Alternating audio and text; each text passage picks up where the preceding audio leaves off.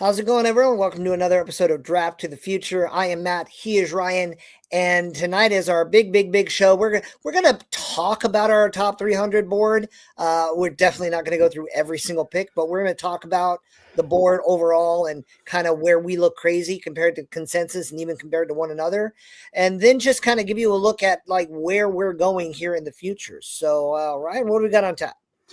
Yeah, so I'll go ahead and start. I'm gonna just talk a little bit about guys that I love in this draft. This is not necessarily about like where they are, um, but just guys that I'm a big fan of in this draft. And I'm gonna start with obviously my first one, which is Cole Payton. Um, from the quarterback side of things, I think he's got incredible upside. We talked about him last week a ton, so I'm not going to talk a ton about him, but like he's a guy that I think if he's given in the right system and given the time to grow, he could be a huge player at the next level. Um, and then from the wide receiver room, my guy is Cyrus Allen out of University of Cincinnati. This one might be a little bit of a homer pick, but if you turn on the film, he runs such great routes. He's very agile in the short, in the short range agility type stuff, and he can get separation. He's a really good route runner. So I think he's a guy that I have full faith that he's going to perform at the next level. Let's see here. Another guy that I love, tight end Carson Ryan out of BYU. Um, I love Carson Ryan because he is a great inline blocker, but he showed some upside as a receiver this year as well. He was very productive, and he's got great hands. He's not the greatest in contested catches, which is the thing I think he needs to work on. But I'm pretty convinced that as a late round pick, he is going to be the guy that has a nice long career because he's got that upside as a blocker at a minimum. Let's see. I think that's mostly my offensive side. So I've Uh, been kind of tracking. I'm with you on Cole Payton. You and I are very high on him mhm. overall, and I just kind of want to second that while you're talking. Yeah, from the offensive side, I don't stray too far from a lot of guys. I'm not super high on the offensive line class or running back class. Um, but on the defensive side of things, there's definitely a lot of guys that I can point to. Um, we talked about our guy Maximus Pulley. You've seen the interviews with him, so I'm not even going to talk about him much. But another safety I like is Dalton Johnson out of Arizona. I don't know what's in the water in Arizona, but their defensive back room was incredible. And maybe it was just the sum of all the parts made each of them play better. But Dalton Johnson is a guy that right now is consensus like 300 something, and I think he has a chance to be a really good um, slot type guy, a nickel defender that can play some free safety as well. So he's one that I'm really high on. And then from the linebacker room, I'm not going to take your guy. I'll let you talk about the one that I'm assuming you will talk You about. watch Huh? the Baba T- the my. TCU guy. Oh yeah, no, he's Yeah. mine too. Yeah, Yeah, I'll let you talk about him. Um, but yeah, so other than that, the linebackers, I'm pretty high on everybody. But um, and then from how we feel about Landon Robinson, but another guy I'm pretty confident in is Renee Conga. When I went back and looked at his stuff, because I knew the name, but I didn't really pay attention too much. And then he tested like a freak, and I was like, wait a second, maybe I should go back and look at this guy again. Um, so I went back and looked at him, and the production's pretty solid. And then the film, he was just so disruptive. And so, especially where he's probably going to go in the draft, I was like, well, this is a guy that you gotta keep an eye on. Um, let's I'm see, with you on Conga. yeah. And then I think the last one that I'll talk about that is a guy that I am high on that is very low on most of the boards is Keyshawn James Newby out of New Mexico. Now, he's going to be a DPR. That's his job. He's just going to be a pass rusher.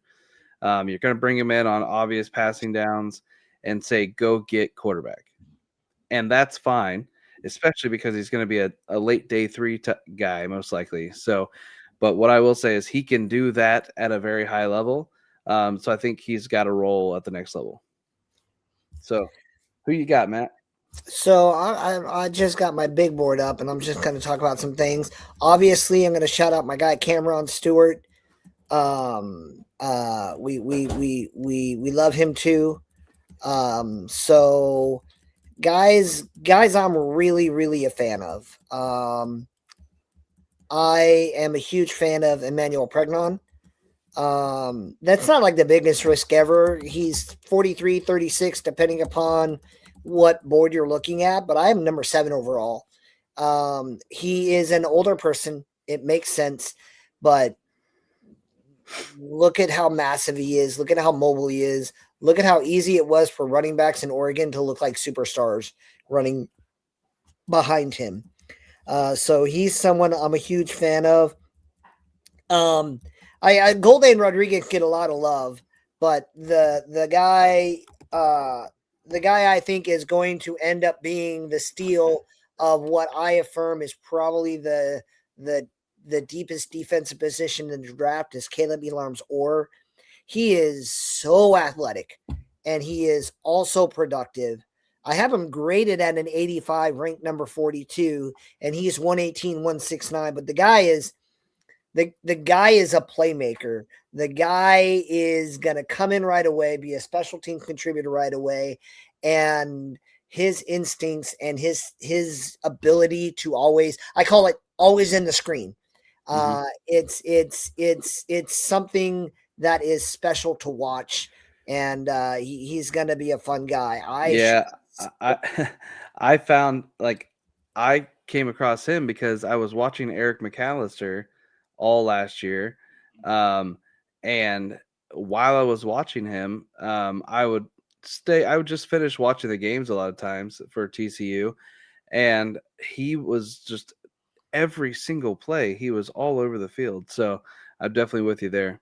Yep. So just looking through a little bit more, I am higher on the line. Now I'm not as high in the tackles as everyone else is, but I'm much higher on the interior guys than anyone else is. So I'm kind of inverted. I love Jake Slaughter. I love Brian Parker II. I have him as an interior offensive lineman. I think he's going to be great. But I still firmly believe you can go into 3rd and 4th round and come out of the draft with a starting offensive line, interior wise. You can get a center guard and literally call it a day. So that just to give you a few pieces there, I'm higher on that in that regard. Wide receiver wise, I want to give a little love to Skylar Bell. He plays for UConn. He's starting to climb up boards. So people are getting closer. I got him at 50, 55. PFF has him at 60. The consensus has him at 73. So people are starting to catch on. And it's making it difficult because I used to be able to reliably get him in mocks. And now I'm like, well, crap. Now people figured him out, which tends to happen to Ryan and I when we're looking around at players. And then I mentioned Rayshawn Benny a while back, but a guy I want to bring up again, his name is TJ Burke out of Lehigh University. I need you to understand a thing. Oh, Lehigh University. Yeah. So, yeah, I can't pronounce that. Before I discovered TJ Burke, I didn't know that was a university a person could go to. But I need you to understand that he is literally the only interior defender in this whole class who's above 80 in both pass rush and run defense and lower than 10 in missed tackle rate. That is a recipe for a superstar. Yeah, and I was able to chat with him a little bit via social media because we almost had him on here. But the reason we couldn't get him on here is because he was so busy. He has some interest. Will he be drafted? I'm not sure. Those are a lot of those guys are the ones that end up being like just at the end of the draft, or they go undrafted and they're the priority free agent. But, you know, I, he's a guy that I think is, he's got it. He just needs a shot. Like these guys we keep saying, just needs a shot. Yep. And that's the part that hurts when we talk about our shadow teams, because we got guys we really believe in. And look,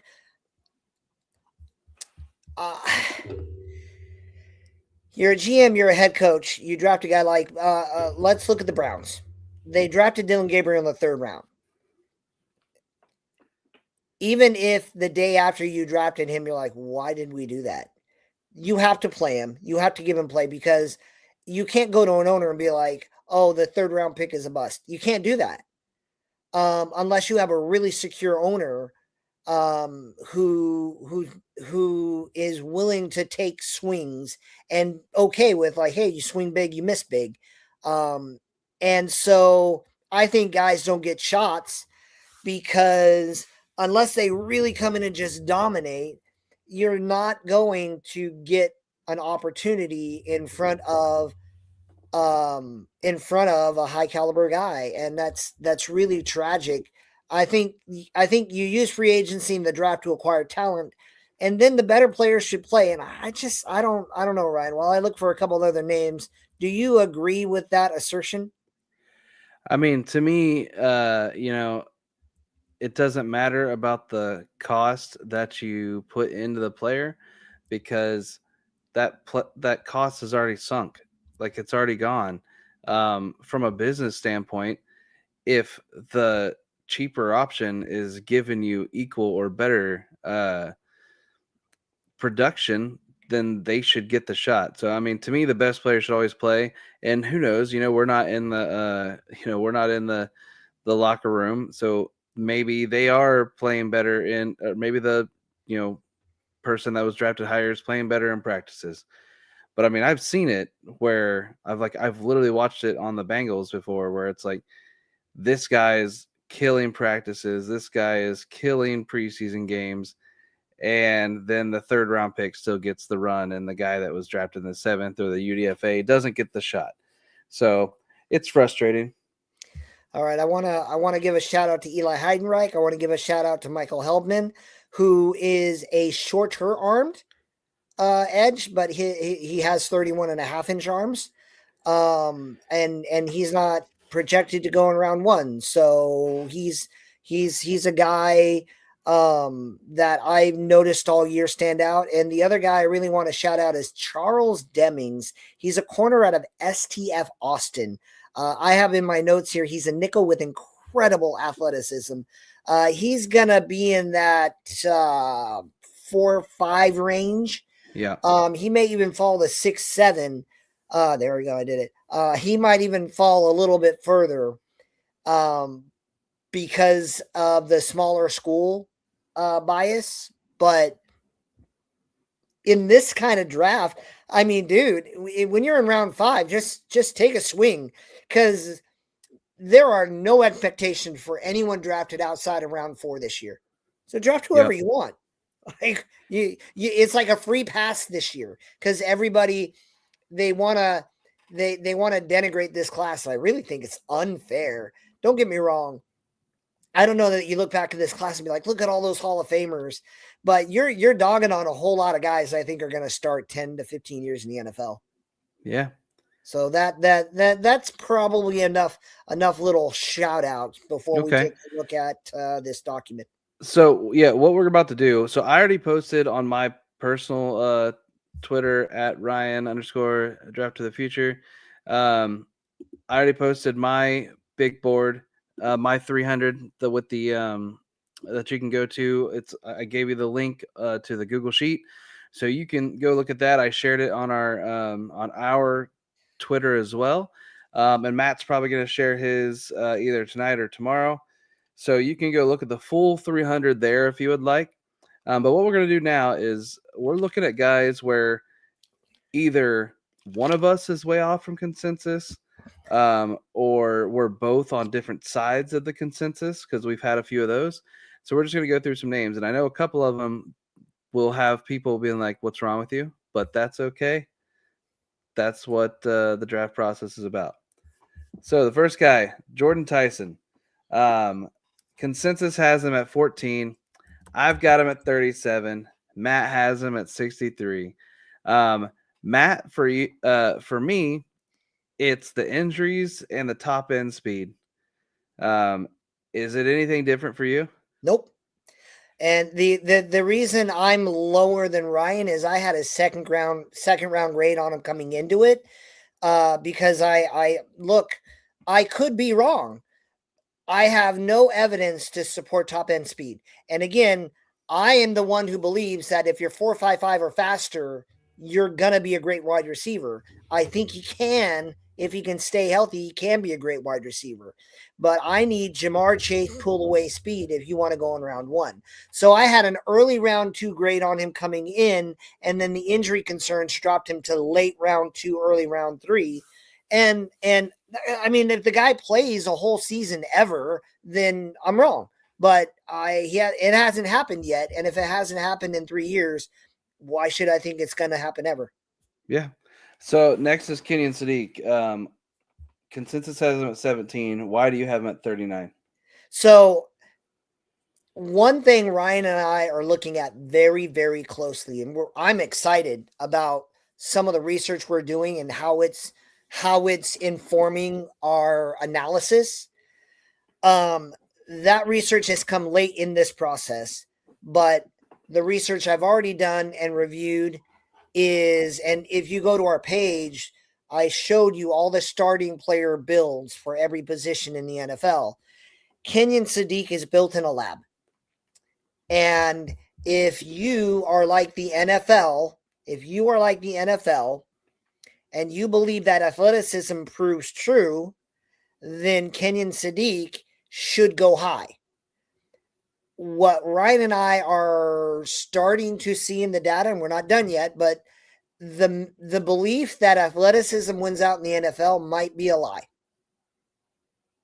And so I'm not yet convinced, but I'm starting to believe. And the reason I have Sadiq as high as I have him is he is an athletic freak. And when you're that athletic, what I know is what I went into this year and my board aligns with the consensus. And I know this whole chart is looking at it, but what I know to be true is when they're athletic marvels, they get pushed up the board, regardless of whether or not they did anything in the NFL. And Sadiq is a very prime example of that. Yeah, and for me, the reason I have him a little bit lower than that is like the way I view him is he's got bad hands. He like swats at the ball some instead of like actually have soft hands, making good catches. And he's got poor deceleration, so like he can run fast in a line, but that's really about it. So his separation lacks because of that, and then finally his production. Like obviously his production was decent, but people compare him to Vernon Davis. Vernon Davis had more production in 1 year in college than he had in his career. That is literally true. And so I have a hard time putting him up there. Again, in this tight end class, he's still near the top for me. You have him 1 still, I have him 2, but we'll see. That's going to be an interesting one that I follow. As is the next guy, who is the one I know if Bill Sparks was watching, he would have a heart attack because he has him as his wide receiver 1, and I do not. But Casey Concepcion, he's 24th overall, and obviously he's got an issue with drops, and it could be quarterback play. But I saw a guy who lacks length, and that causes some problems with those drops, I think, because he doesn't have the ability to wait till the last second like a lot of these other guys do with the late hands. Yeah, he's pretty solid as a route runner, but he just didn't seem that dynamic to me as a player when I watched him. So I'm lower on him. But to be honest, like, so I have him at 109, but the difference between my 109th player and my like 49th player is not that much. So it's not like if a team took him in the second round, I'm not going to be like, how dare you? I do think the first round's rich. I think he's going to go in round 1. I think he's the consensus number 4 receiver, even ahead of Boston, who I love. My knock on KC Conception is you cannot be a wide receiver in the mid 2020s and be afraid of footsteps. They literally can't hit you. They can't touch you. And I'm sorry, like I know that there are credited drops that are more responsibility of the quarterback, but I am more concerned of the drops that are based on a guy who is afraid to go over the middle in a league where you have to go over the middle. And that's what I see on tape. Yeah. All right. So Ty Simpson, I'll go ahead and speak for both of us here. The biggest thing is that he has limited starts. That's a big issue. The data says if you don't have enough starts, and you're not an elite athlete, like, you know, Cole Payton is a little higher for us because at least he has the elite athleticism in the legs to give him some upside, to give him some like a longer leash. But Ty Simpson, not a great athlete. His arm is erratic. And I think his ceiling is like a shorter Andy Dalton. That's kind of like what I see for him, like being the best that he can be. And number 33 overall. Now, do I hope a team takes him first? Sure. Yeah, Breezy's got lunch on the line. So you said no shot he goes round 1. Hold on, I got lunch on the line. If Ty Simpson goes round 1 or not. Yeah, I don't think he goes. I guarantee you he goes round 1. I don't think he should, but teams are dumb. Teams do this all the time, so we'll see. And my favorite team is in the NFC West. The Cardinals love giving up on quarterbacks to draft quarterbacks that they're then going to give up on. If the Browns were not the Browns, the Cardinals would be the Browns. I guarantee you Ty Simpson goes before pick 29. So why don't you go ahead and talk about Brian Parker II? So Brian Parker II he's regarded low because his athletic profile is not quite where people want it to be through the lens of a tackle. And I just don't understand if you say, oh, I don't like Brian Parker because he's got, you know, his arms are a little shorter. He's this, he's that. But then you're like, Caleb Lomu should go in round 1. Now you don't make sense. You don't make any sense at all. Now, I'm sorry, not Lomu, Spencer Fano. I love Spencer Fano, and I have Spencer Fano above Brian Parker. But I don't think the drop-off from Spencer Fano to Brian Parker is that epic. It's steep, but it's just not that big. You're talking about a guy who still has a great shuttle, great mobility, great kick step, and a true pass rush grade just under 80. He's got all the production tools you want, and he is, from a biometric standpoint, a little less than you would want, but he's like literally not like I wish I could bring him up head to head. Like you're not talking night and day physically from one to the other. If you're really just looking at the data, looking at the testing data, and then someone's like, well, look at the film. Well, oh, great. Like I looked at the film, I'm seeing the same thing. Like like they both got cooked on the edge because they're a little shorter and a little leaner.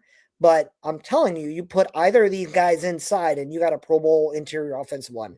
Yeah, and Brian Parker is, likely going to be moving to center, it sounds like. And, the last Duke tackle that did that, Graham Barton, went in the first round. I don't think Brian Parker will go in the first round at all. he's probably going to be going closer to the 4th round, maybe to a team from where he's from, Cincinnati. That would be wonderful, because he would be a great future replacement for Ted Karras. And, he's the hometown guy, which would be nice too. And I just think I watched him all year this year. And there were times where I could see he was going to get beat because he didn't have the strength that he needed on the outside at times with with the bull rush, but he had the athleticism and he has the IQ, I think, for the game that's going to help him as a center. He's going to be a great guy that can lead that offensive line. So he might need a year in the weight room at the NFL level, but I think he's going to be really good. And then Caleb Banks, man, this was to me, this is one that is pretty simple.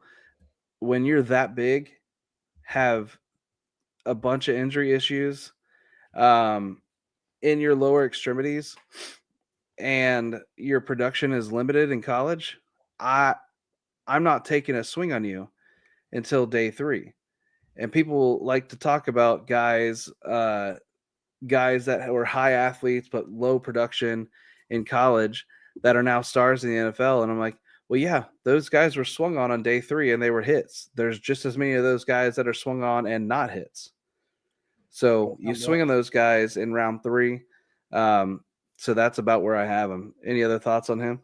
And that's setting aside, like you briefly touched on it, but you're not just talking about high athleticism, low production. You're talking about often injured. Yeah. By all means, take a swing in round 3, but you look at the greater GMs, the Detroits, the Cowboys, the Detroit Cowboys, the Ravens, the Chiefs. They are masters of hitting the greenway in round 1 and 2. Yeah. And that's how you do it. Yeah. We'll pass over Cole Payton because we've already talked about him quite a bit. But we both have him considerably higher than consensus. And I expect him to go on day 2 personally. Absolutely, K Breezy. This is exactly the same guy. I had, I believe, a 3rd round grade on Shamar Stewart. That is where I was like, that's where you take the swing on him. And I'm sure, I think Matt may have had him a little lower, but it was similar.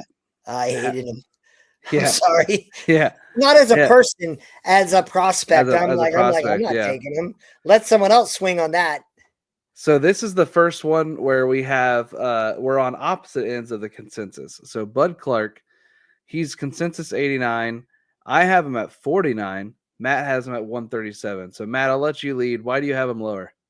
So in order to understand that, again, you got to remember that this year, my opening theory was athleticism wins out. And that's because I got burned. And Bud Clark does not look very good coming off a bus. I have a 65 athleticism grade on him. If you like him, it's because he's a literal ball magnet. And I see that, and I agree. I agree that,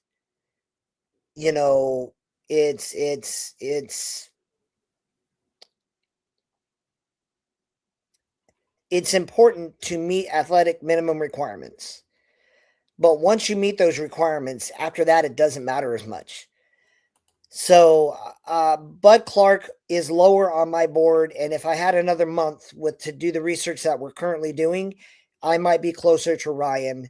But what I know to be true is mid athleticism with elite production goes in round 3. Yeah. What I'll say is Bud Clark tested as a much better athlete than Xavier Watts, who went in round 3. So that's where, like, I have him a little higher.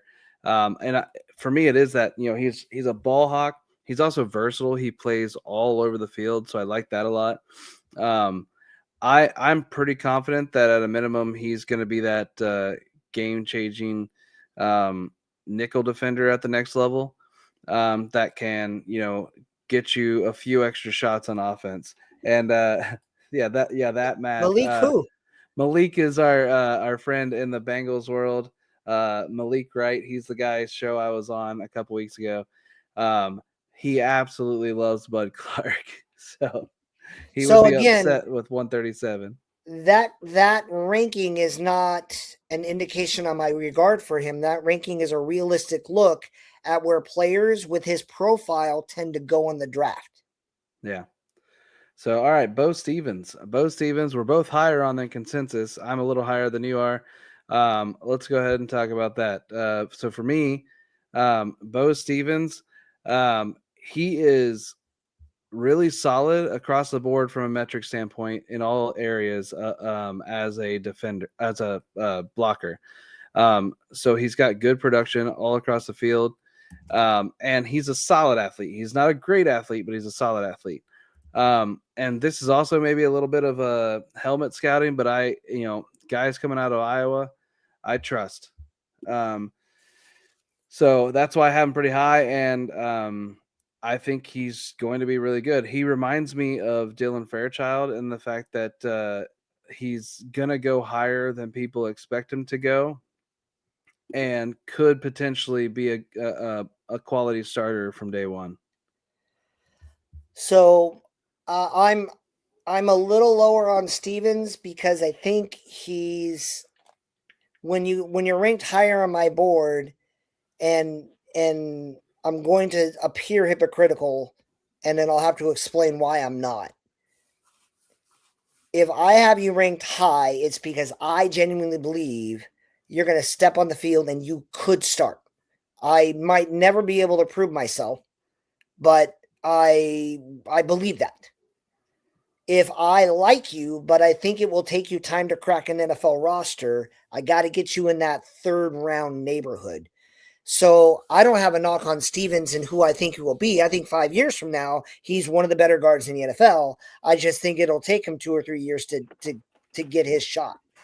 Okay. All right, I'll let you talk about Caleb Williams-Orr again. Well, I mean, I've already gushed on him. I think the consensus is helmet scouting. Yeah.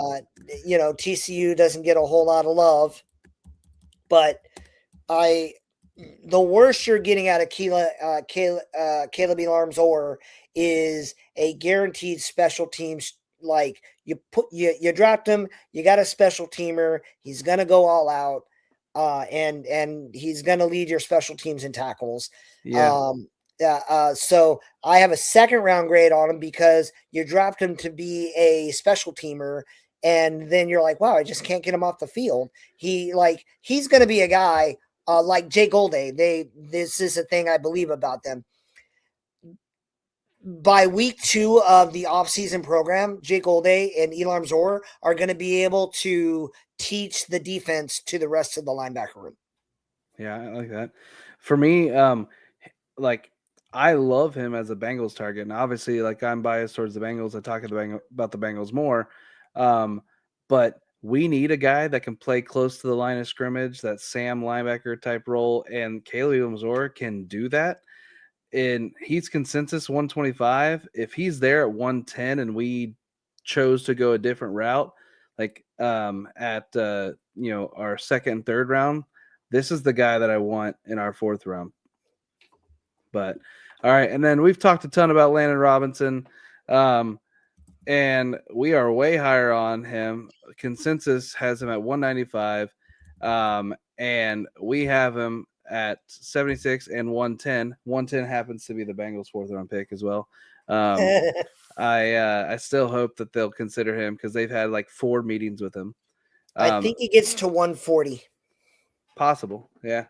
But I think he goes somewhere in the 4th or 5th. But Landon is, we love him as a person, but you don't make people that strong and that quick. And so, that's where I think he's going to be able to be a role player at a minimum at the next level. Any thoughts on him before we talk about maybe our biggest discrepancy? We love you, Landon. And the discrepancy, just going to out myself right now. I have no insight on. I am not a hater of Cyrus Allen. I am ignorant of Cyrus Allen. So Gotcha. Go for it, Ryan. Yeah. So Cyrus Allen, he was snubbed from the combine. He's a Bearcat, so I've watched him a lot. He's consensus 200 right now. I have him at 92, and the reason I have him at 92 is because he's an incredible route runner. Absolutely incredible route runner. I think he is going to be an impact from day one on a team out of the slot just because he can get separation and he's got incredibly reliable hands. He does not drop the ball. That short area quickness and agility that he has makes him just such a threat. And if you put him on a team that already has an established number one, he's going to be able to do some damage. And he's probably going to be able to play some special teams as well. All right. So next, it's another one where we're on opposite sides of consensus. Jaden Kennedy. Why do you have him at 204 or 209? I don't think he meets the athletic requirements. Okay. I just don't think he can hold up at the professional level.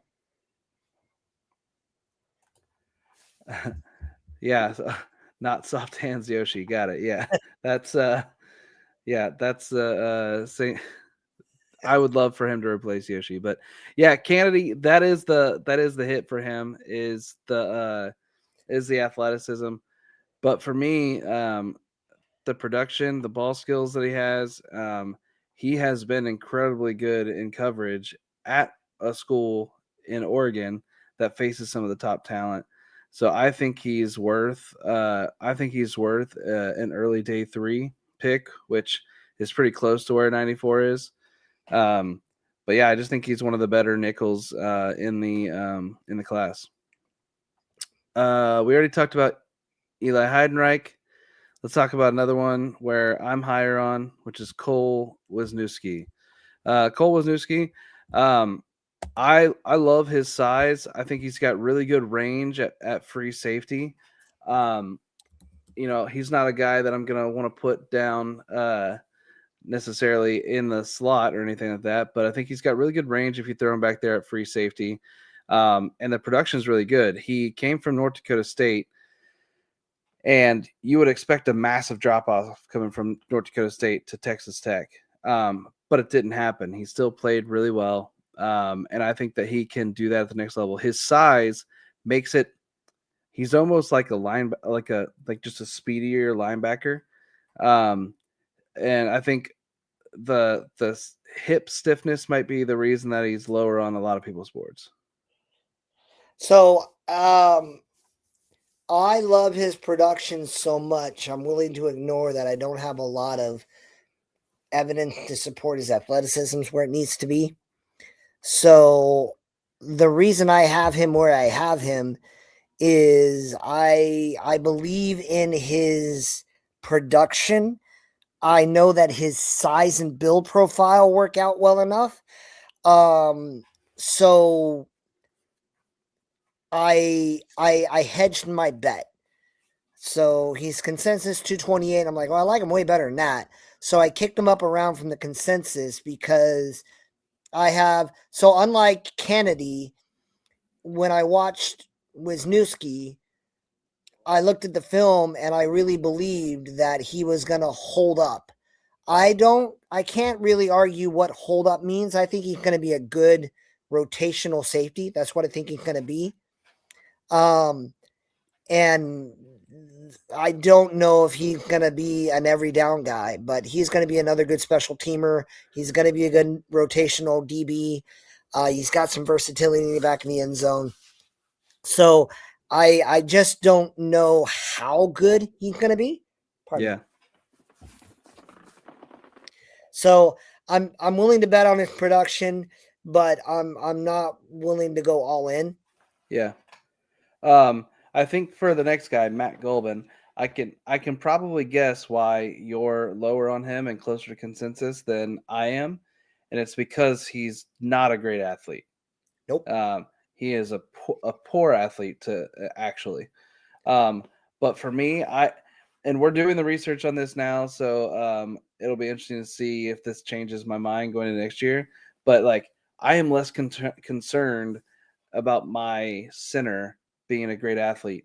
Ted Karras, not a great athlete, but he has been a very solid center in the NFL. And what I'll say with Matt Golban, he's got really good strength and push. solid pass blocking efficiency, and he did it in the Big Ten, so I know he can do it against top competition. Yep, I'm right there. His production's amazing. Yeah. And again, because we just finished our research. Well, finished is not the right word. We just finished the preliminary data for our research on the interior O line. We just haven't had a chance to apply that to this list of prospects yet. And that would change my opinion. But he's gonna be a late round UDFA guy, and he is definitely on my radar.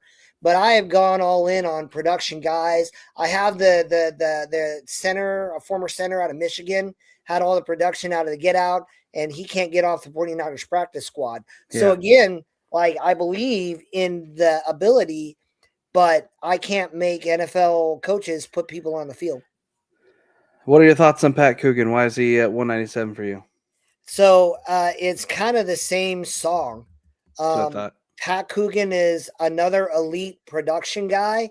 Now, I think Indiana just had a meeting, but like no one works out, and then that was it. Like they all just agreed to not work out. So the issue with Pat is he didn't do himself any favors. Because I don't know. Do you have workout info on him? Because No. like no one did the pro day. Yeah, so I'm not sure about that. The thing that I couldn't get past with him, and the reason why he's so much higher than me, is I watched every single one of those college football playoff games in that run they had, and he was dominant. Like he was very good in that college football playoff run. If you remember that the Oregon defensive line is a list of monsters, he owned the Oregon defensive line. Yeah. That's the only film you want to watch. Yeah, and that's where it's like I pushed him up higher because you know, from like a score standpoint, he wasn't as high on mine. But from a tape, I couldn't get over how good he was in the biggest moments against the biggest teams. I think he single-handedly convinced those two tackles from Oregon to go back to school. Yeah. He's like, you better go back because I just made you look bad. Yep. But he's gonna go UDFA. Like good chance. Yeah, he'll be I think he'll be a day 3 guy, but it'll be 6th or 7th round. But yeah, that is true. absolute fact. Yep. If they played at Notre Dame, you should assume they're going to be great. So for the next guy, Red Murdoch, this may be a Buffalo bias for me for some reason. Like something about Buffalo linebackers that I just love. It was my guy Sean Dolek last year. But Red Murdoch, his real name is Khalil. He doesn't have great high-end athleticism. I think his RAS is somewhere in the 7s. But I think he's got really great instincts, and he wants to kill people. He's got great tenacity all over the field, just all flying around hitting guys. And so that is in my round 3 and 4 type linebackers. That's what I want. So that's where I have him. So if you look at my number, and I'll give you a little secret, guys. If you look at my number in the consensus and it's literally 32 higher, that's a secret code to me to take that guy right there to get the best value out of him. Because I have a first round grade on Murdoch. But you don't draft guys ranked number 188 in the first round. But Murdoch is one of those guys, depending upon how my draft goes, where I'm like, cool, I know I'm going to get him, and I know what I believe in. Can I get him on the field? But just to give you that insight, the reason he is literally 167 is I'm like, no, I'm going to make sure that I get him based on Ryan's study that he did right in the beginning of the draft, the right in the beginning of the year in summer scouting. I'm like, no, I'm going to make sure I get him there, but I'm only going to rank him there. And the worst thing I'm doing is selling this to Ryan because last year Ryan kept snaking my guys. I will never forgive you for Watts, like ever. It wasn't in the plan. He just fell. He was supposed to fall to me. All right. So Andre Fuller. Andre Fuller for me is one of the most overlooked guys there is. He has really, really good production. He's a good athlete. He had lockdown coverage, and I know he played in the MAC, but so did Emmanuel McNeil Warren. So did Quinyon Mitchell. I'm not worried about the competition level. He has played good teams, and he has done well in those games. What are your thoughts on Fuller? I love Fuller. I don't know what Toledo guys have to do to get credit. I don't know how many Pro Bowler defensive backs you need out of Toledo before you stop hating them because they're Toledo. I don't know what the defensive back coach at Toledo has to do to not be a defensive coordinator in the NFL. Like that, I don't know what the deal is. Yeah. But I can see no reason why more people aren't talking about him other than he plays for Toledo. For the sake of time, we've talked about Pulley, Stewart, Heldman. We've talked about those guys already. I will say Cameron Stewart, Maximus Pulley, just give them a shot. And then Matt, I'm going to let you go ahead and talk about Micah Morris, and I'm going to go check on my dog real quick because he's being annoying. All right. So Micah Morris, he's an interior offensive lineman out of Georgia. And I will say this, a lot of times what happens is Ryan and I start screaming from the rafters. And sooner or later, people start catching on. Micah Morris is getting very late love, but people are starting to see what Ryan and I have already seen in him. So I have a production grade and an athleticism grade. And what I value most is when those numbers match. So if you're a 90-90 guy, his name's Sonny Styles, like you're an obvious elite blue chip guy. He's my only home run blue chip player. And I'm going to look like an idiot when I pass on him for a tackle. Micah Morris is a 70-70 guy. He's not going to wow you. He's not going to impress you in any way. But you know what he's going to do? He's going to go on the line. He's going to do his job. He's never going to be the reason why your quarterback is dead. Yeah. I have a hard time reconciling him being at 268 on the consensus board when he performed at a pretty high level at Georgia. I've heard some of the media guys talking about him in round 3. Yeah. So I already talked about Carson Ryan, so we won't go back into that one. But Curtis Allen, D2 Derrick Henry, just an absolute bulldozer of a running back. He should get a shot on day 3. A team should draft him. If not, he'll be a priority free agent. Let's talk about Travis Burke. So what I can't let go of is one of my first studies I did early in the season. If you're not a first round tackle, you're not worth anything. Yeah, there were like 4 late round guys, and one of them might even be like one of the best. But I don't know why, but the simple fact is, if you're not drafted in round 1 or 2 as a tackle, you will not get a shot unless something terrible happens or you have a very smart coach who will give you a shot. So Travis Burke has a lot of things going for him. He is athletically limited, which is why he's going to drop, which is why he will never get a shot. And when I say athletically limited, his production is first round worthy. His athleticism is UDFA kind of issues. And you're going to have to decide on your own whether you believe that athleticism matters or it doesn't. But what I will say is, while his score is low, he does not bottom out in any metric. He's at the bottom in every metric, but It's not like he has 30-inch arms. It's not like he runs a 6-second 40. He's just at the bottom everywhere. So he is a good case study if he ever gets a chance because he meets the minimum requirement for that position, but that's all that he does. Yeah.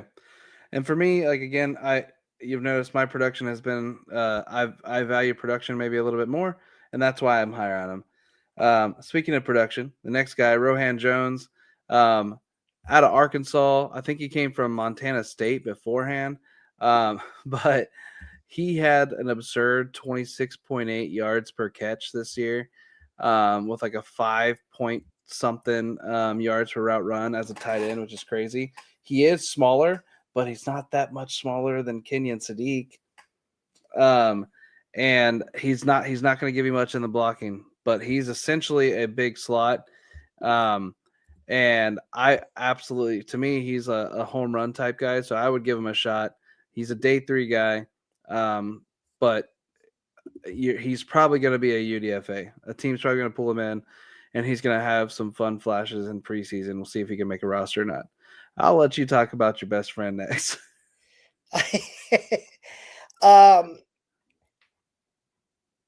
I would love to have, first off, I don't know where Ryan is at, but Ryan and I choose to invest what time we have looking at the data. We love the data analytics side of it. I would love to at least have regular conversations with a genuine film guy. And if that guy exists, I want him to explain Zane Durant because Zane Durant was someone I followed all year. And I would get so angry at him. He can't tackle. The only time he beats the man in front of him, he over pursues and misses the tackle. He gets washed out of the play. And yeah, he looks like an Adonis walking out of the bus. I'm not pretending that. But if you are drafting him, your defensive line coach is saying the thing that has gotten coaches fired for all of history. Oh, I can fix it. So I really kept rooting for him because we don't do our summer scouting and choose the guys we highlight because we're like, oh, I'm going to tell you how, like, we don't traffic in that nonsense. So I came in here and be like, hey, this is what I hope he fixes. This is what I want him to do. And he just regressed. And because I had, I guess if I'm being mean, it's because I had high hopes and it was just so disappointing. Yeah. Hey, if you want a guy that can almost make an impact on the game, that's the guy you want. Yeah. Oh, he was right there. See that guy the running back's running by? Yeah, he's on the ground because he fell down and he's by the lineman in a blink. But man.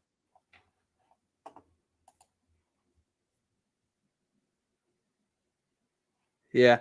And that's how a lot of people are, Breezy. We're trying to we give as much time as we can to the film too. But yeah, the analytics is just the thing that's there.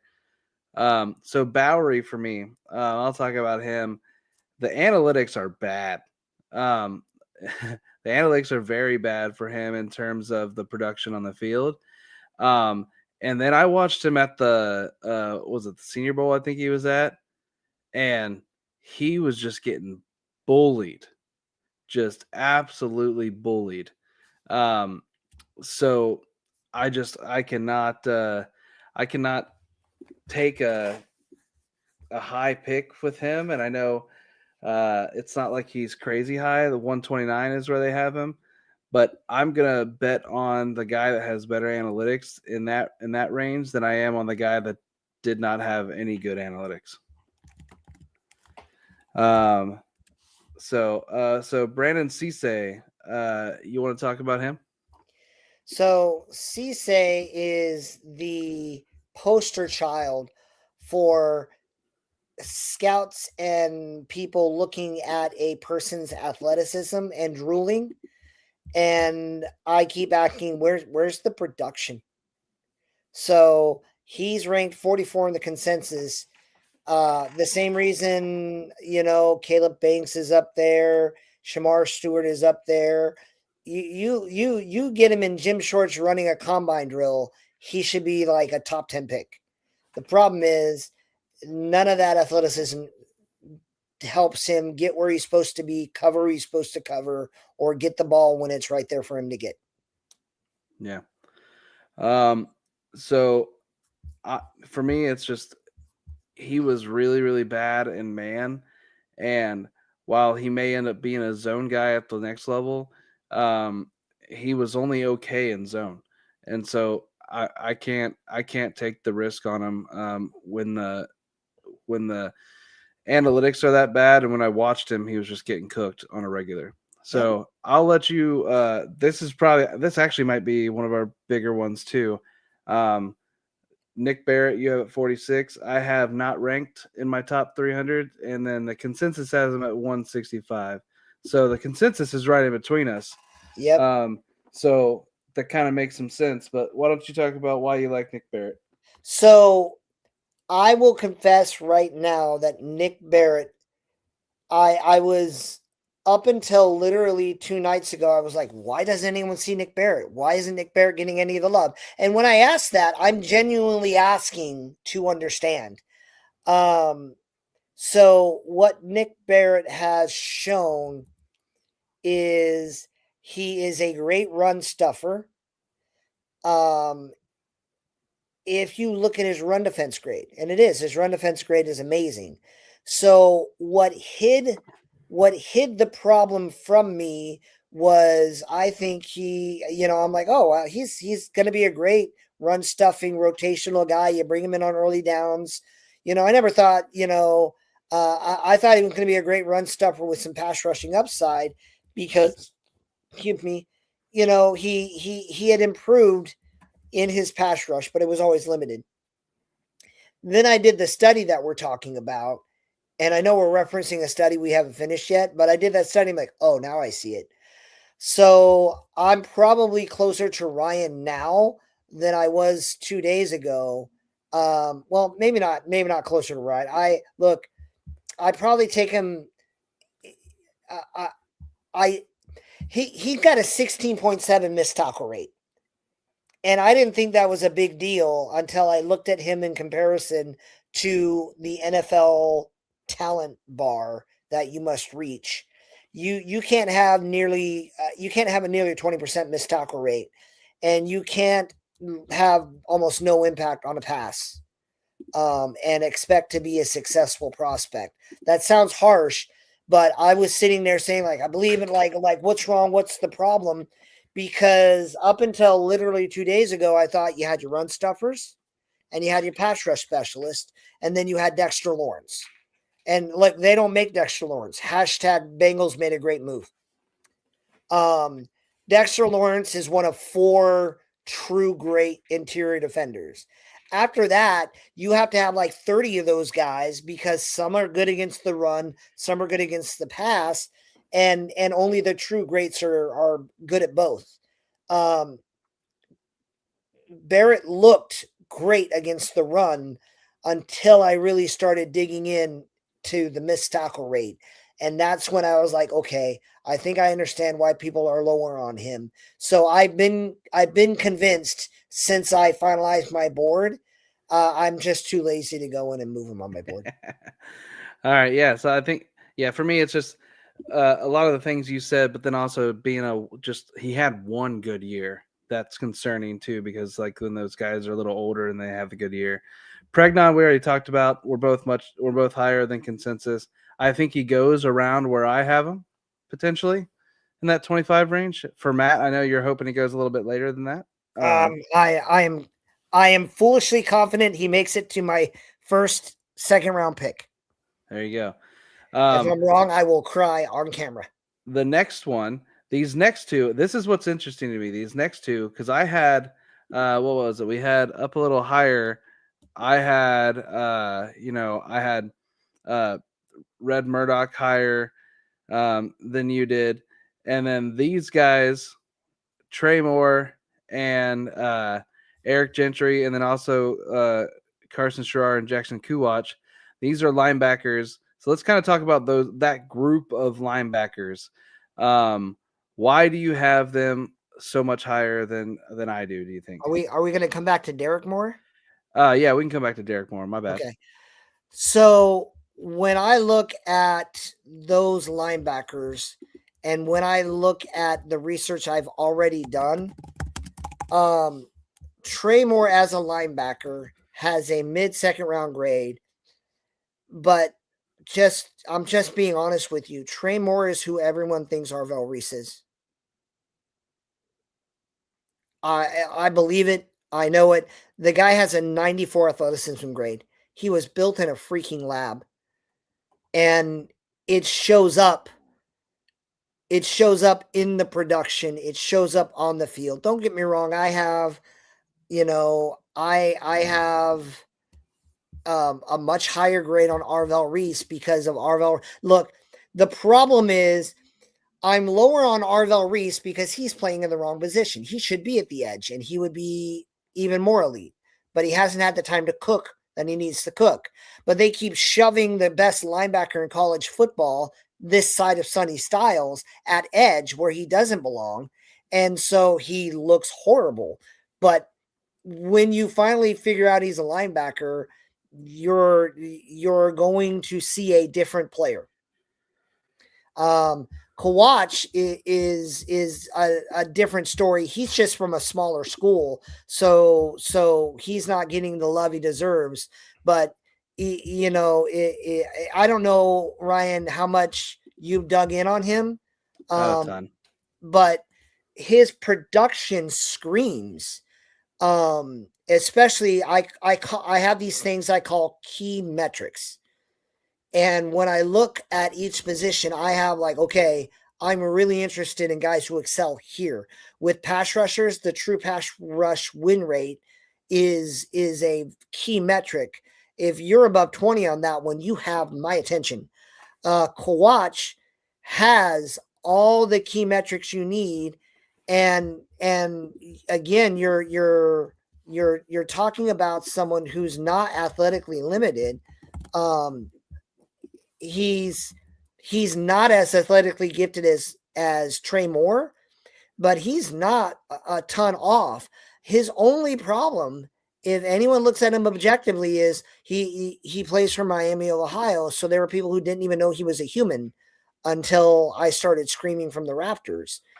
So I feel he's just a victim of playing for a school people don't look at.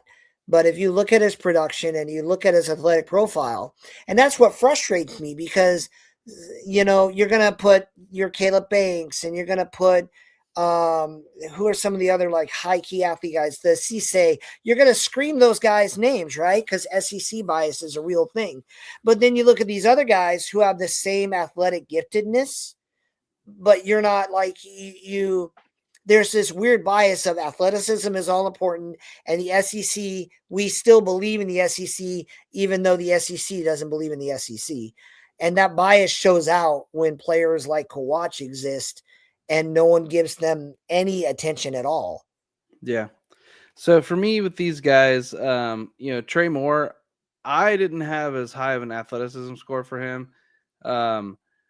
But then also when I'm watching him, he's a not great tackler, and he's pretty bad in coverage. And so that's where I'm concerned with him. Gentry, absolutely insane athlete. But he's got a very questionable frame, and he's very inconsistent in terms of production. And by questionable frame, I mean like he's super thin. So like you worry about him a lot. He's tall and lanky. And then Sherrar, it's like similar to the Barrett with he's a one year guy and he wasn't the greatest tackler. And Kuwatch completely just didn't know the name really until you told me about him. And so I just didn't get time to really dig into him. I did end up putting him into my formula, and it had him literally one spot above Sherrar. So he's probably actually somewhere in the 200 range for me. if I were to go back and watch the film, and the film matched the metrics. So right there with you. But let's go ahead and go back and talk about Derek Moore. All right, I'm going to hold on to this. Derek Moore has a 36% true pass rush win rate. He has a 93.9 true pass rush grade. He's got 11 sacks on 41 pressures. And this is where people move, and he makes it hard for people to deny, because I'm going to continue to talk about this. People are low on him because he's not athletically special, and he's not, but he meets that standard. Mm-hmm. And he's not we talked about a guy a couple minutes ago where he's literally at the bottom of every metric. He's kind of mid on all the metrics. So he's hard to ignore. And you look at the Senior Bowl footage, and you start to understand he has absolutely special production. And I don't know, is it DER? There it is. I guess if you have a knock on him, I mean, it's 10.3 his missed tackle rate. So even that's not terrible. If I don't get Bailey and I don't get TJ Parker, it's going to be very, very hard for me to say no to Derek Moore. Especially if he falls to 65, forget about it. Yeah, I take him before Zachariah Branch, and everyone knows how you feel about Zachariah Branch. I'm not necessarily super invested in the Bengals taking an edge super high, but man, if he's there at pick 72 for the Bengals, they would be stupid not to take him. And listen, I despise Michigan. So if I'm able to get rid of my bias and view him, when you look at him, you just talked about a little bit. He reminds me of my military career, which is, hey, listen, I get the athleticism wasn't great. When it came to my PT scores, I met the standard. But when people needed a job done, they still came to me. They knew the job was going to get done, and knew it was going to be done really, really well. That's Derek Moore. He's not necessarily the greatest athlete, but he meets the standard, and he's an incredible producer on the field. So I really do love him. So the next guy we got here, Kendrick Law. You're much higher on him. I am higher than consensus as well. But why are you so high on him? So Ryan and I talked offline about Kendrick Law, and he said something to the effect of, so Kendrick Law and Zachariah Branch have similar problems. But Ryan has a better point with Kendrick Law than he does on Branch. What I loved about him when I built my board is you're looking at a guy who has very good production, and if all you look at it is a production, and he's a better physical specimen than Zachariah Branch. The knock on him is when I look at Zachariah Branch and I see the 5 or 10 opportunities he got to run any route other than a screen, he did well. Kendrick Law never even had a shot to run any other route. Like, you look at his depth per reception, he was never allowed to run until he had the ball in his hands. For that reason, I kind of wonder, do you shift him to running back? Because I think you might be onto something there. He's Debo. Yeah. Like, that's my comparison for him. My concern for him is he wasn't able to get on the field in Georgia when he was there consistently. And then, he had good production at Kentucky, but again, it was still just Kentucky. And Kentucky, had nobody else really to throw to. I do think he is much better than where he's going to be drafted potentially, because I think he's going to be a 6th round guy probably. Mm-hmm. But I absolutely think he could he could be one of those guys that people are like, why did we overlook him? Because he's got the pedigree too. Like he's a highly touted recruit. Next guy is Caden Proctor. We're pretty similar on this. My concerns with him is mostly the conditioning and the play strength. He got cooked quite a bit when I watched the film of him, and the metrics are pretty good. The metrics tell me he should be drafted pretty high, but I just can't swing in the first round. I don't have very many first round grades on tackles, and he's definitely a second round guy for me. So, Caden Proctor, I really wanted to convince myself, but even if you look at him athletically,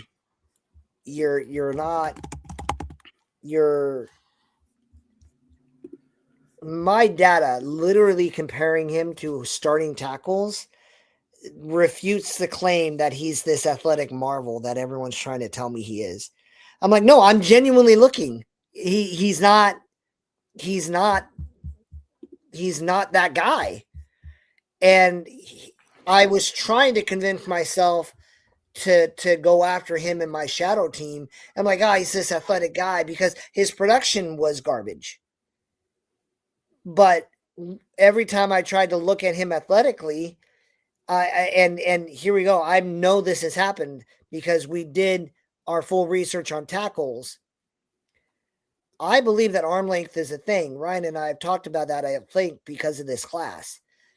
But there are tackles who are drafted, and Caden Proctor will be one of them. Where like, 34-inch arms, first rounder.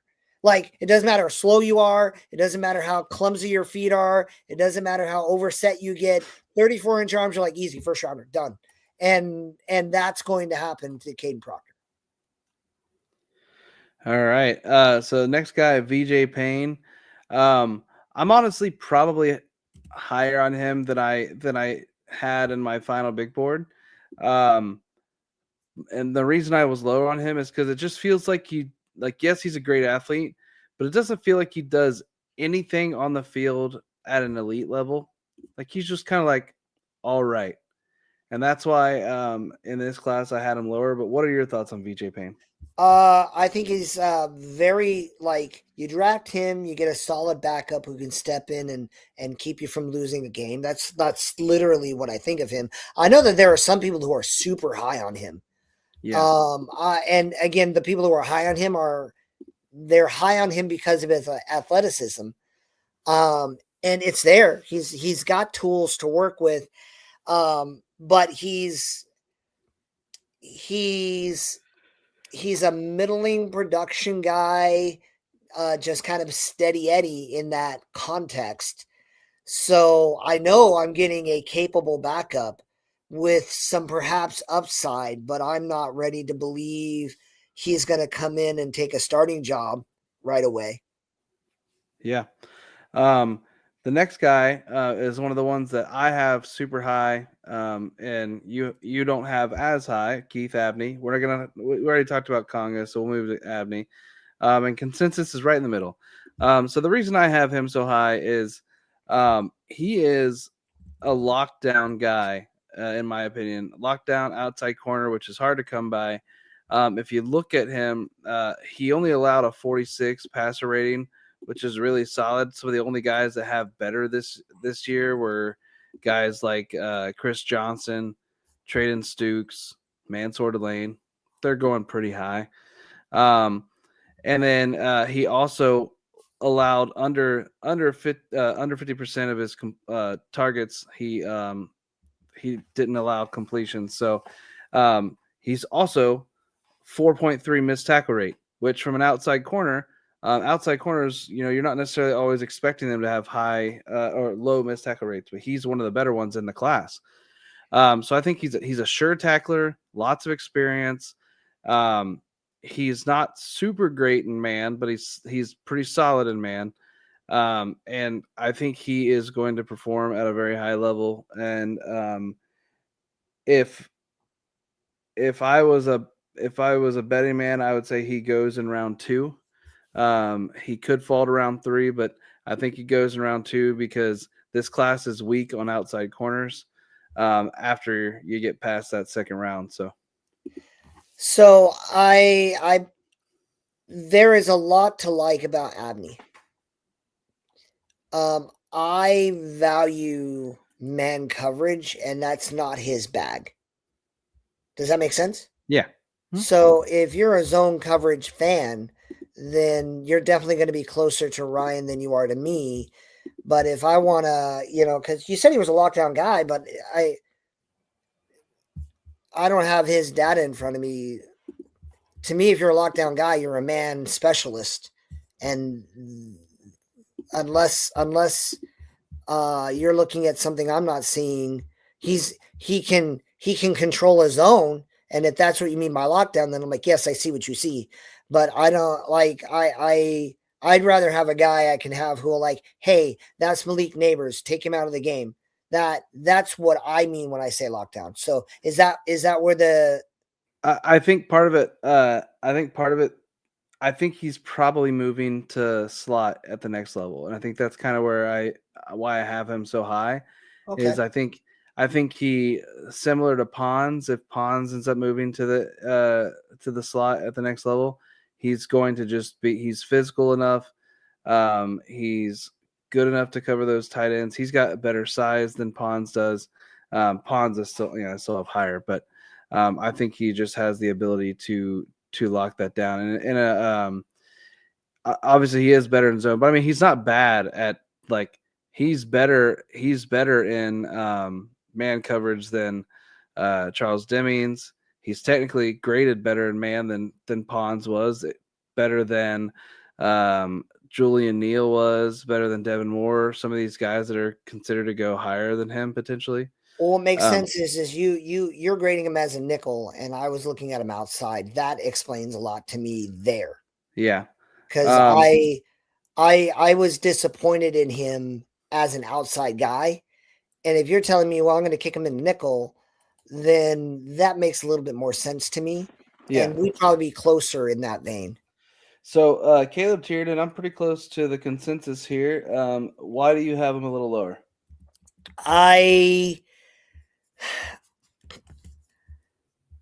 You look at one bit of research I did, and that research says he is very athletically limited. I don't understand why PFF is high on him, because usually they hammer a guy who has athletic limitations. So that's why he fell there. But I will say the data we've just finished doing on tackles says Tiernan, I gave Tiernan a bad ranking based on data that I thought was true until recently. But I mean, he's really got some athletic limitations from a profile compared to other starters. That's kind of why I was lower on him. But reevaluating him through a different lens, I wouldn't hate a second round grade on him if you believe that production trumps out athleticism. Yep. Yeah. The next guy, Avian Terrell, he's got the bloodline, but questionable athleticism, gave up a lot of big plays. So I can't justify him going 32, and a lot of people are saying he's going to fall. I wouldn't be surprised if he does fall to 41 if the Bengals pull the trigger there, because that makes some sense for them. But why do you have him lower? I'm same with you. Okay. Dalen Everett, what are your thoughts on him? So Dalen Everett is one of those guys who because again, Ryan and I have made it clear, we don't have a lot of time to watch film. So if you don't stand out to me in some way in a metric, I'm not going to burn a lot of daylight watching your tape. So when all your data says third round mid corner in a world where you need to be a first and second round corner, I'm not. There are prospects who are more immediately attracted to me. So the data says meh, and I didn't really dig more into that. Did you do any film? I did a little bit because like so this is my thing is like when consensus is higher than what I have them based on my metrics, that's where I try to go look at some film. And with Dalen Everett, like, and again, it's not like we don't watch any film. I would say I probably watched a little bit more this year. I watched a ton this year actually, and the goal is to hopefully watch even more the following year. But Dalen Everett to me, I think people are locked into 2024 Dalen Everett. He looked better in 2024, but man, he was rough this year. Um, and you know, when they're a year older, you expect them to get better and improve. He had a 49.6 man coverage grade, and it was just bad, and it looked like it on film. It was just a rough year for him. Um, and I think the reason his pedigree is higher is because he's a Georgia corner, and he had a really good 2024. So I think that's just why he stayed so high. This is one of those times where I wish I knew what scouts knew. Yeah. And I don't, and this isn't a tape thing. What the heck happened? They have the answer to that question. Yeah. And I'll never know. He had a 48 production grade. Why is he a person in discussion? He has a 92 athleticism grade. You can't act for a more perfect looking human, but it didn't bear out this year. And I've had discussions with other analytics guys and like, no, you got to look at everything. And I'm like, dude, I have a full-time job with 3 kids. Like, this is like, I'm sorry, I got the time I got. And I don't have time to try to identify what went wrong. And again, we're not talking like TJ Parker was like a top 5 guy coming into the year for me. And then he like the wheels fell off, but they didn't fall off. Like he went from a 90 grade to a 70 production grade. That I'm like, well, what happened there? And I'm like, no, like we talked about it with TJ Parker. The knock on him last year was, oh, can he set the edge? So it almost like all his film looks like, look, I'm setting the edge. I can do this. And I genuinely like it. It just looks like that. With Everett, I don't know what happened to him coverage wise. Yeah. And like again, you're gonna get a 6th round, like draft an athletic freak in the 6th round and see if you can figure it out, especially if you have something that explains how he looked pretty good this year and instead of improving fell off a cliff, then by all means. But I don't have that kind of time. Yeah. And I think next year hopefully we'll be able to watch a little bit more because we're consolidating to one formula for the two of us, doing a lot of research to get to that formula. That formula won't be the only thing that informs our boards. Then from there, we're both going to try to do our own film watching to determine, where those players fall. But the next guy, Michael Trigg, man,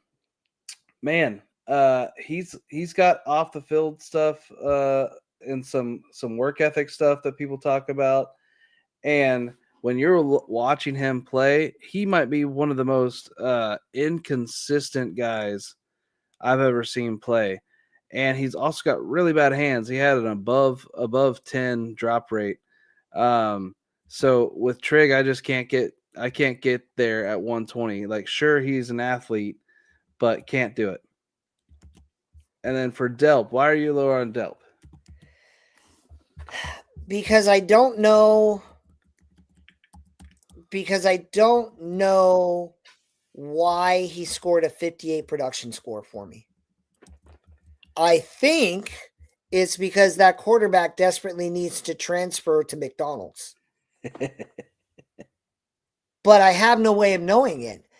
But and to be fair to him, that quarterback picked a favorite. His name's Zachariah Branch, and just chucked it to him every down. And Delp never got the opportunity. Athletically speaking, I'm invested. And, I got him at 200.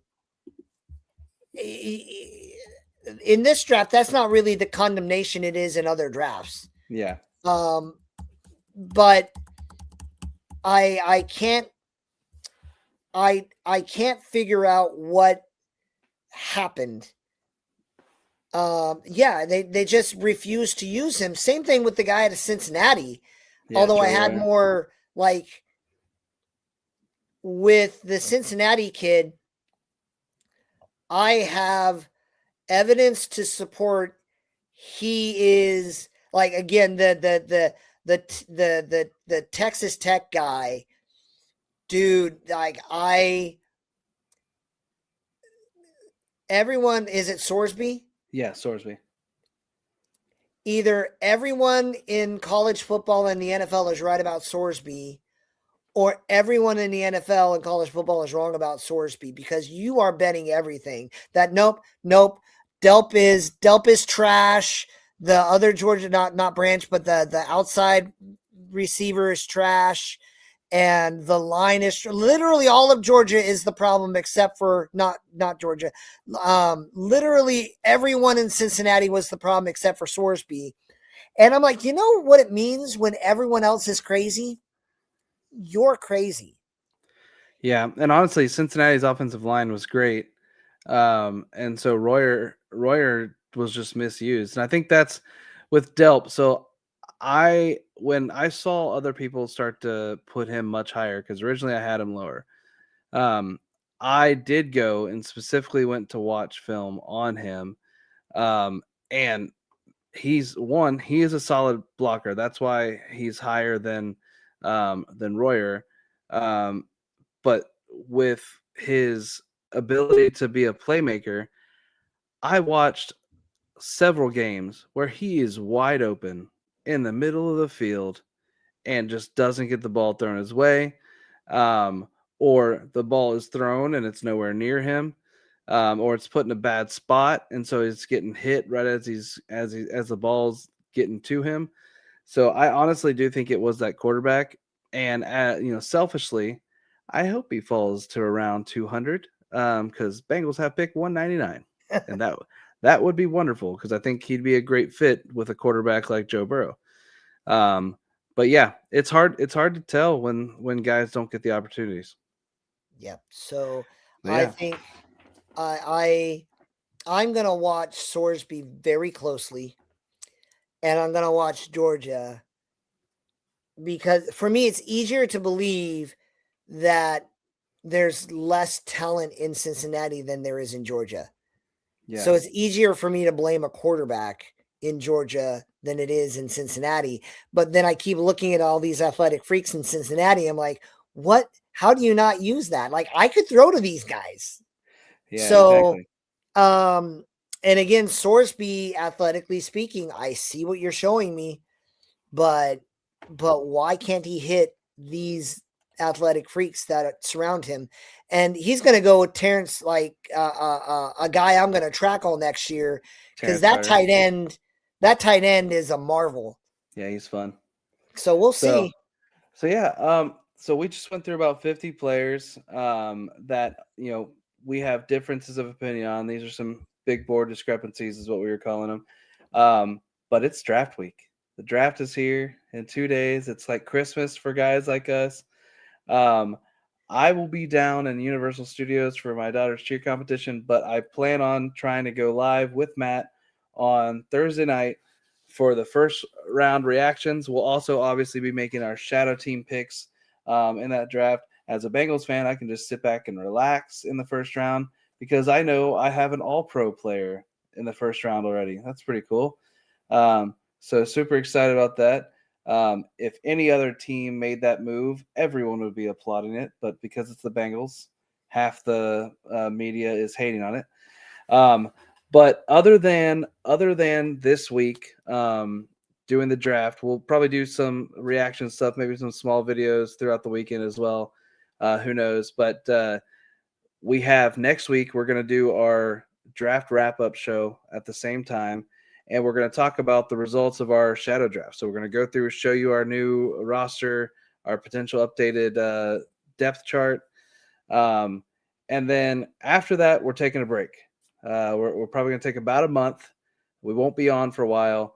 But that doesn't mean we won't be working, because the next thing is we are really excited about our 2026 player profiles. We did it last year when we launched the channel, where we picked a handful of guys that we were going to follow all season, guys that we are confident that they're going to be able to take that next step, and we want to see that through.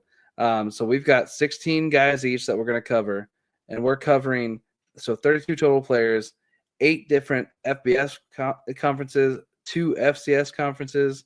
We're covering every position on the field other than special teams. And it's not just the no names. It's not like we went out there and we're like, we're doing Storesby, we're doing Dylan Stewart, we're doing like Trades Green, like we're doing some of those guys, but we're also doing guys that we expect to be the breakout guys that we're talking about in the draft cycle next year. So we'll make a post probably here sometime after the draft announcing those guys, so people can get excited about it. But we're excited about next year. We're hoping to continue to do this stuff, and we are in talks with some other players as well about some potentially exciting things. But that's what we've got on the horizon. So, Matt, anything for him before we call it a night? And please tune in, because if Ryan can't show up and I'm literally talking to myself, I'm gonna cry. So if for no other reason, you be in the chat to tell me how dumb I am for passing on Sonny Styles.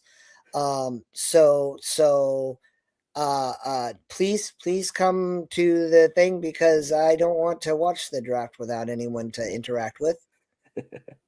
But I should hopefully be there, unless the hotel doesn't let me have service. So we'll see. But thank you all for tuning in.